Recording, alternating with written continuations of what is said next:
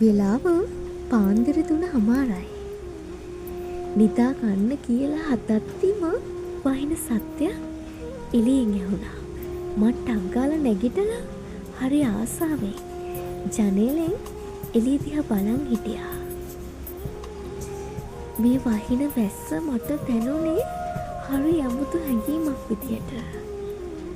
ගමෙන් නගරෙට ඇවිල්ලා ආයමත් ගමේ සුවඳ ජීවිතේ පළවෙනි පාරට මට දැනෙන්න පටන් ගත්තා. වැහි බින්දු හිමින් ජනෙල දිගේ වැටෙනවා. මම බලන් හිටියේ හරි ආසාවෙන්. මම වැඩි ලියන්න කැමති නෑ. හැබැයි මට මේ දැනෙච්ච හැඟීම මතක සටහනක් විදියට මට හැමදාම මල්ලඟ තියාගන්න හිතුණා. දන්නවද? ඇත්තටම මට හිතුණා කැලණියත් ලස්සනයි. පාන්දර මේ වැටිච්ච වැස්සට කියලා.